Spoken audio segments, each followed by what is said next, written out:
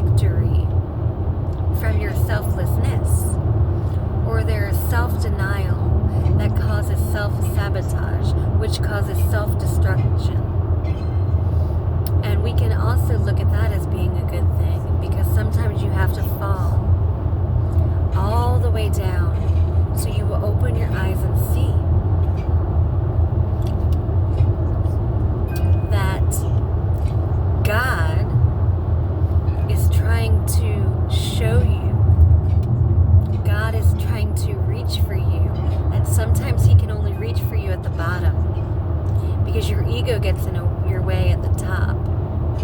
And so, if things are happening in your life, trials and tribulations, and there's a shaking going on, know this: even if it hurts, even if it's hard, it is for you if you let it be.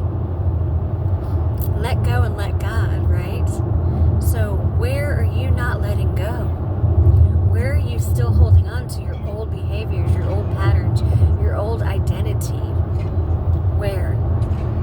And so you're breathing in one breath in your past, and you're attempting to get to a different space and place in your mind and your heart and your soul.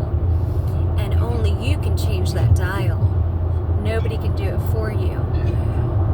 So, as I started this message and I mentioned where are, or who are, or what is the devil in your life. And so I say that delicately, because sometimes people are their worst enemy. Sometimes the thoughts, the patterns, the behaviors, the noise that you've allowed yourself to embody for so freaking long has a hold on you. And not anybody's fault, so to speak, because, you know, we create these patterns and behaviors out of our pain and our experiences.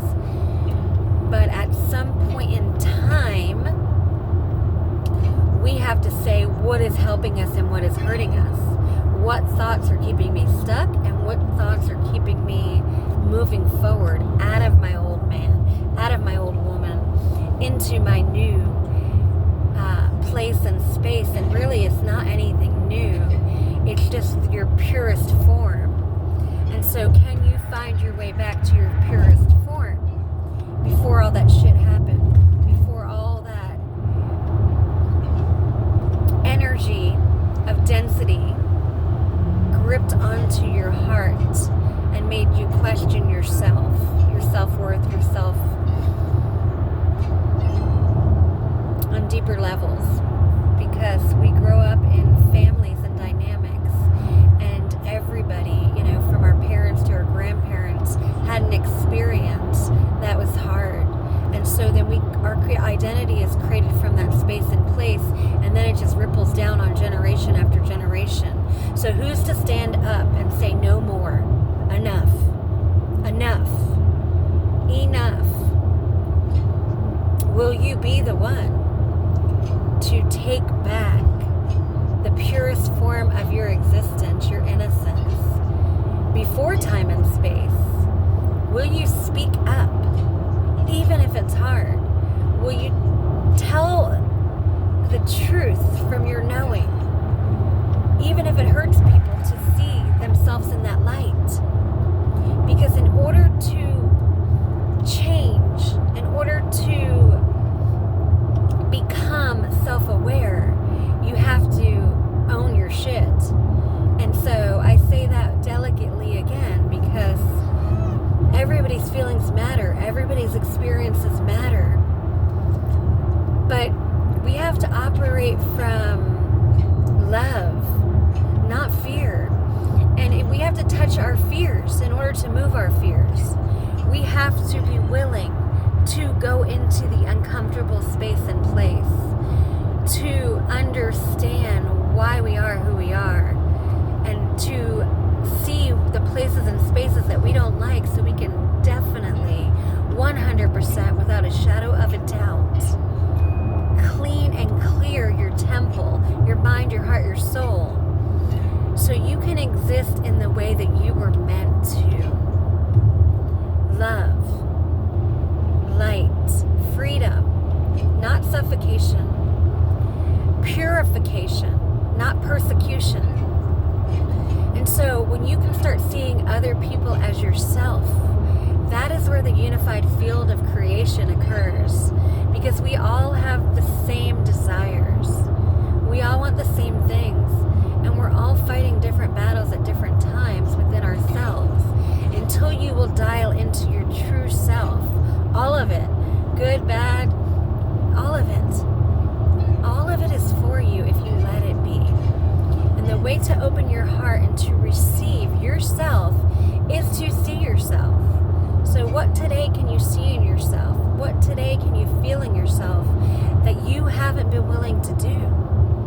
So you can clear the pathway inside your temple, inside your mind, inside your heart, to feel the way you want to feel, that you deserve to feel. It is in your hands. It is in your heart. It is in your mind. It's not outside of you. It doesn't come from anybody else. People can show you the map. They can give you the flashlight. They can shine the light. Nobody is you. And only you are needed to dig the roots. Because even if somebody else says, hey, do X, Y, and Z, and you do it and you practice it, eventually, slow as a turtle, you'll get there. But when you look at you and you say, this exists in me. These things I don't like, these things I do like.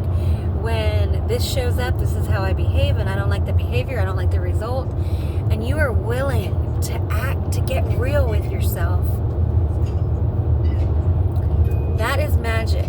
That is miracle. That is where miracles happen. Miracles. Because you're able to sit with you and not run from you.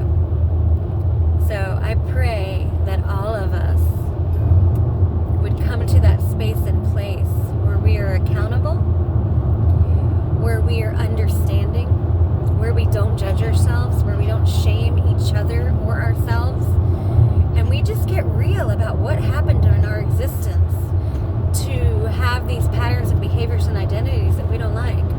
And so we can find a way to turn the key of our hearts. And when that key turns and all that stuff clears out of your body and your heart and your mind and your soul, the pure innocence that is who you still are at the roots will spring forth like a fountain. And that love, that purest agape love, will ripple onto the world.